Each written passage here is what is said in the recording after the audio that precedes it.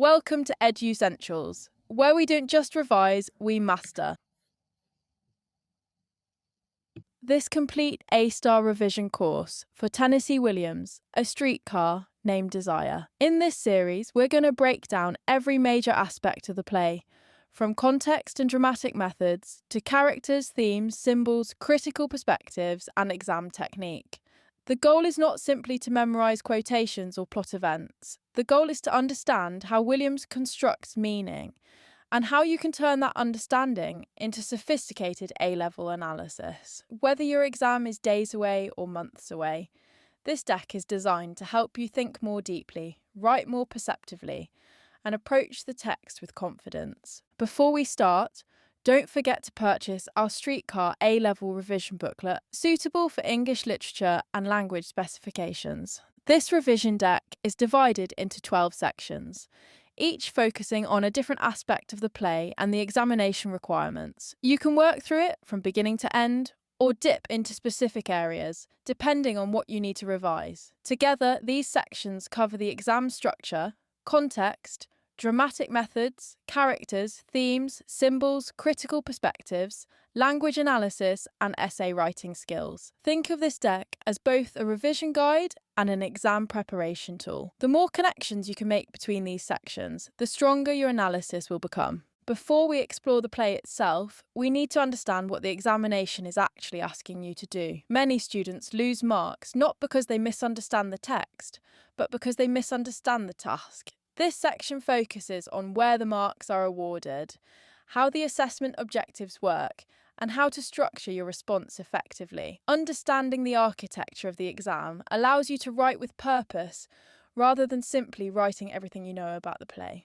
Section B is worth 45 marks and should take around 55 minutes to complete. You will choose one question from a choice of two and write a critical essay based on an extract and the wider play.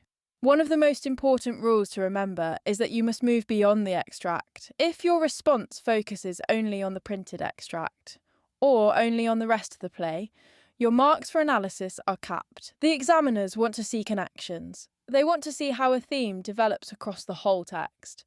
This is why planning is absolutely essential. There are 3 assessment objectives being tested. A01 focuses on your use of terminology, academic expression, and literary methods. A02 is the largest assessment objective and focuses on how meanings are created.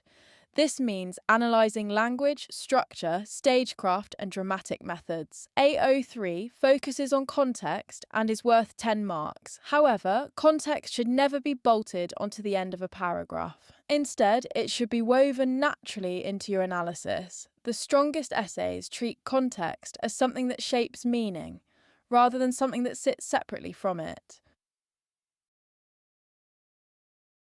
Think of your exam response as a journey.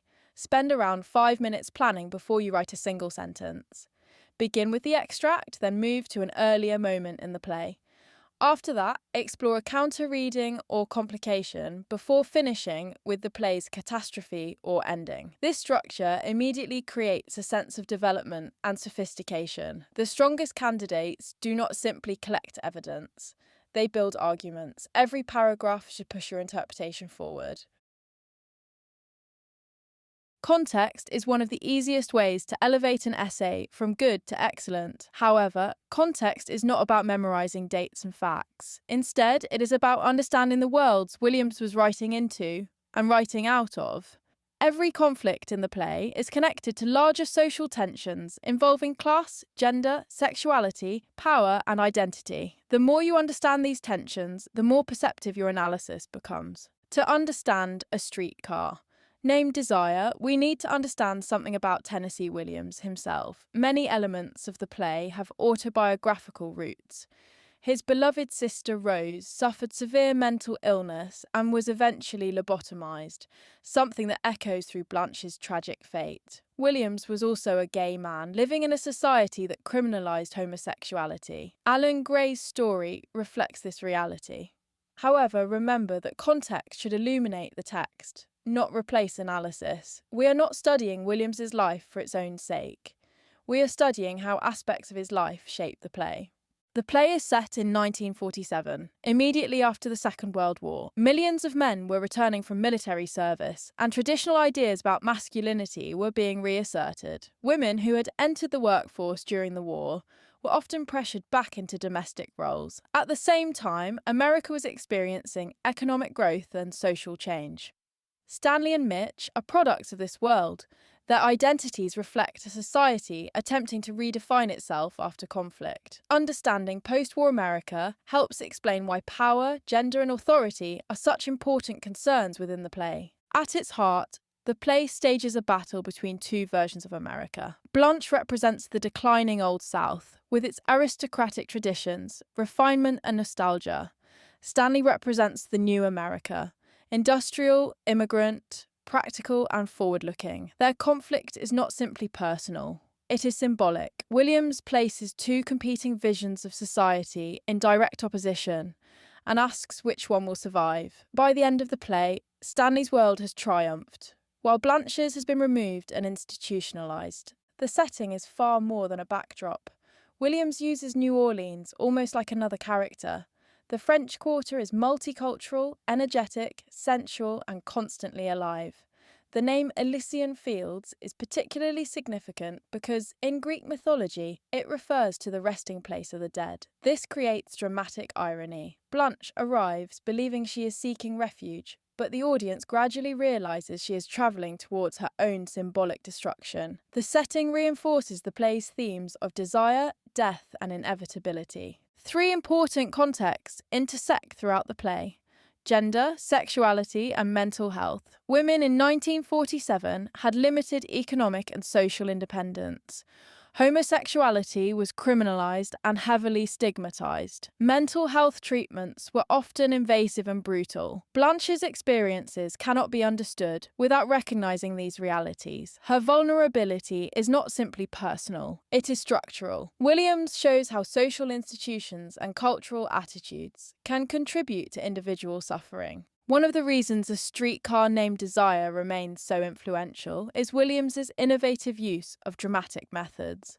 Meaning is not created solely through dialogue. Music, lighting, sound effects, movement, and staging all contribute to the audience's understanding. This section explores the techniques Williams uses to transform the stage into a psychological landscape. Williams described his approach as plastic theatre. This means using non-verbal elements such as music, lighting, and staging to externalise inner emotions. Instead of telling the audience what a character feels, Williams allows them to experience those emotions through sensory effects. Whenever you analyse a sound cue, lighting change, or symbolic stage direction, you're engaging with plastic theatre. This is one of the most sophisticated forms of AO2 analysis available to students. Music functions as a window into the emotional world of the play. The blue piano represents the vitality and sensuality of New Orleans. It is the soundtrack of the life continuing around Blanche. In contrast, the Varsuviana polka represents trauma and memory. It transports Blanche back to the moment that shaped her life: Alan Gray's suicide. By using these recurring motifs, Williams gives the audience direct access to Blanche's psychological state. Light is one of the most important symbolic systems in the play. Blanche fears bright light because light represents truth, aging, and exposure. The paper lantern symbolises illusion and protection. When Mitch tears it away, he destroys the fantasy Blanche has carefully constructed around herself. Throughout the play, Williams repeatedly asks whether human beings can survive complete honesty or whether illusion is sometimes necessary for survival. Williams uses sound effects to intensify emotional experiences and reveal hidden meanings. The locomotive, jungle noises, cathedral bells, and flower vendor all contribute to the atmosphere of the play. These sounds are not decorative, they are symbolic. They allow the audience to hear what characters cannot express directly. Particularly during Scene 10, sound effects become a way of externalising fear, violence, and psychological collapse. Williams carefully controls how bodies occupy space. The cramped apartment creates constant tension because privacy is impossible. Touch often functions as a form of dominance or possession. Costume reveals character identities and insecurities. Blanche's elegant appearance reflects her desire to maintain an illusion of refinement, while Stanley's clothing emphasizes physicality and masculinity. Every visual detail contributes to meaning. Williams combines elements of tragedy and melodrama. Blanche resembles a tragic protagonist because her story follows a path towards catastrophe. Yet the play also uses heightened emotion, dramatic confrontations, and symbolic staging associated with melodrama. Rather than choosing between these traditions, Williams blends them together. The result is a modern tragedy that takes place not in a palace, but in a small apartment. The characters in this play are not simply individuals. They're embodiments of larger social tensions. Through Blanche, Stanley, Stella, and Mitch, Williams explores class, gender, desire, identity, and power. Understanding the complexity of these characters is essential because the strongest essays avoid simplistic judgments and instead embrace ambiguity. Blanche is the tragic centre of the play. She is intelligent, cultured, and deeply damaged. Throughout the drama, she attempts to create beauty and fantasy in a world that increasingly demands harsh truth. Importantly, Williams does not present her as entirely innocent. She is both victim and participant in her downfall. The most sophisticated interpretations recognise this tension and resist reducing her to a single role. Stanley represents the emerging New America. He is confident, powerful, and determined to protect his territory, yet he is also capable of extraordinary cruelty. Williams deliberately makes Stanley difficult to categorise.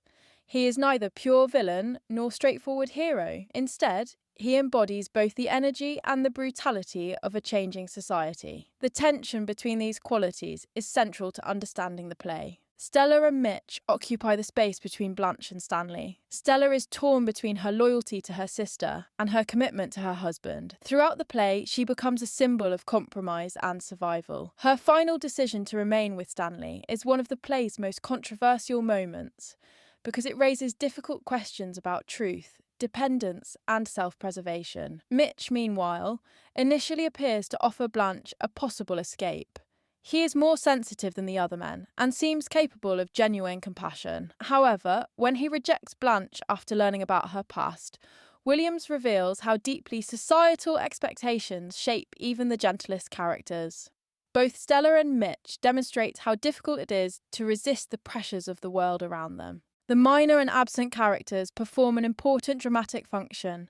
They create the wider social world of the play and often reinforce its major themes. Eunice and Steve mirror the turbulent relationship between Stella and Stanley. The young collector reflects Blanche's unresolved desires and past mistakes. Alan Gray, despite never appearing on stage, remains one of the most significant figures in the play, because his death continues to shape Blanche's actions and psychology. Even figures such as the flower vendor and the doctor contribute symbolic meanings. Williams uses these characters as a chorus, constantly reminding the audience of the themes of mortality, desire, and social conformity. Now we move into the structure of the play itself. One of the best ways to improve your essays is to understand the purpose of each scene. Rather than memorising plot events, focus on what each scene contributes to the development of characters, themes, and conflicts. Every scene pushes Blanche closer towards her downfall, while simultaneously strengthening Stanley's position within the apartment and within the play. The opening 4 scenes establish the central conflicts. Blanche arrives carrying the emotional weight of her past, while Stanley immediately begins to question and investigate her. Scene 2 introduces the power struggle through the issue of Belle Reve and the Napoleonic Code. Scene 3 contains the famous poker night and demonstrates Stanley's capacity for violence, alongside Stella's attraction to him. Scene 4 is crucial because Blanche openly attacks Stanley's character, describing him as animalistic and primitive.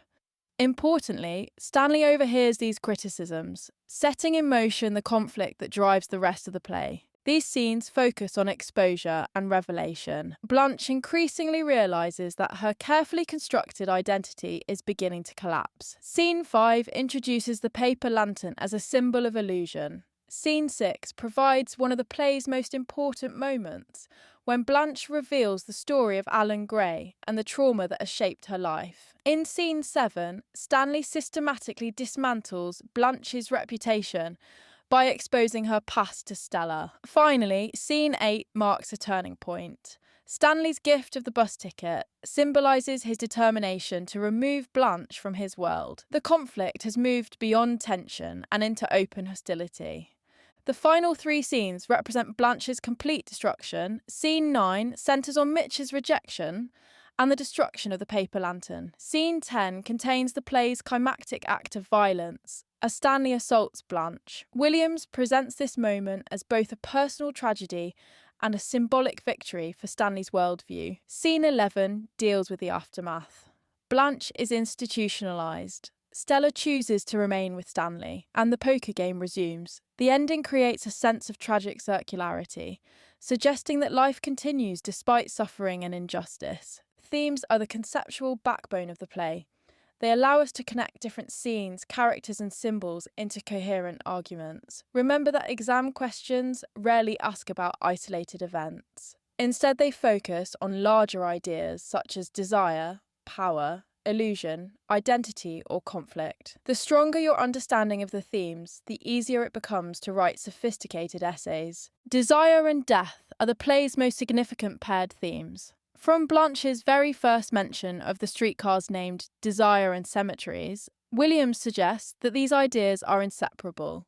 Desire motivates characters, drives relationships, and shapes decisions. Yet it also leads to destruction. Blanche's search for intimacy emerges from the trauma of Alan's death. Stella's desire keeps her tied to Stanley, despite his violence. Stanley's desire ultimately culminates in catastrophe. Williams repeatedly suggests that human longing and human suffering are deeply connected.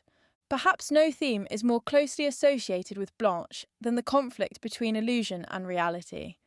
Blanche believes that fantasy can provide comfort, dignity, and hope. Her famous declaration that she wants magic rather than realism captures this perspective perfectly. Stanley represents the opposite viewpoint. He insists on facts, evidence, and exposure. However, Williams complicates this conflict because the play itself often uses non-realistic techniques, such as music and symbolic staging. In many ways, Williams seems to admire Blanche's imagination, even as he shows its limitations. Power operates on multiple levels throughout the play. On one level, there is a class conflict between Blanche's aristocratic background and Stanley's working-class identity. On another level, there's a gender conflict in which male authority repeatedly dominates female vulnerability. Stanley's power comes from physical strength, social confidence, and control of territory. Blanche's power depends upon performance, language, and appearance. Williams shows how these forms of power collide, exposing tensions that existed throughout post-war American society. Williams invites the audience to question conventional definitions of sanity. Blanche's behaviour is often described as unstable, yet much of it can be understood as a response to trauma, grief, and isolation. Her experiences force us to consider whether society labels people as mad when it is unwilling to confront their suffering. The theme of light reinforces these ideas. Light symbolises truth and exposure. But Williams repeatedly asks whether exposure without compassion becomes a form of violence. Blanche's fear of bright light reflects her fear of being judged and rejected. Symbols and motifs function as the visual and emotional language of the play. Williams uses recurring images, objects, and sounds to reinforce key themes. These symbols allow him to communicate ideas that extend beyond dialogue. When used effectively in essays, symbols help students demonstrate a deeper understanding of how meaning is created across the entire play, rather than within individual scenes. The play is rich with symbols that can be woven into almost any essay. The streetcars symbolise the journey from desire to death. Belle Reve represents both a lost home and a lost identity. The paper lantern symbolises illusion and protection, while the naked light bulb represents truth and exposure.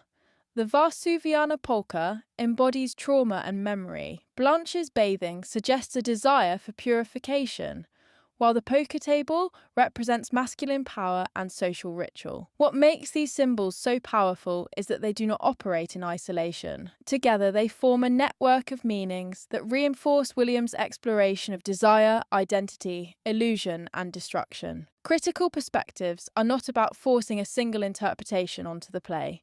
Instead, they provide different lenses through which we can view the same events. Think of them as different pairs of glasses.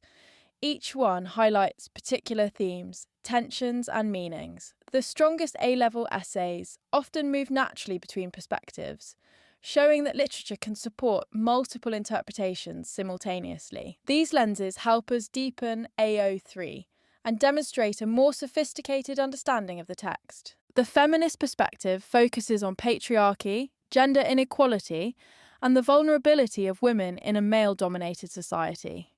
The Marxist perspective explores class conflict and economic power. The queer perspective examines sexuality, repression, and Alan Gray's significance. The psychoanalytic perspective investigates trauma, memory, and the unconscious mind. Finally, the tragic lens views Blanche's story through the structure of classical tragedy. Remember, you do not need to name critics in the exam. What matters is demonstrating the kind of thinking these perspectives encourage. Many students know the text well, but struggle to access the highest marks because their analysis lacks precise terminology. This section provides a toolkit of language levels and dramatic methods that can be used across virtually any question. The goal is not to force terminology into every sentence. The goal is to use technical language accurately and purposefully to explain how Williams creates meaning. Lexis refers to word choice, while semantics refers to meaning. Blanche and Stanley often occupy completely different lexical worlds. Blanche uses elaborate, poetic, and often romantic language. Stanley's speech tends to be direct, practical, and forceful. When analysing the play, always ask yourself why Williams has chosen a particular word or pattern of vocabulary. Small lexical choices often reveal larger themes involving class, identity, power,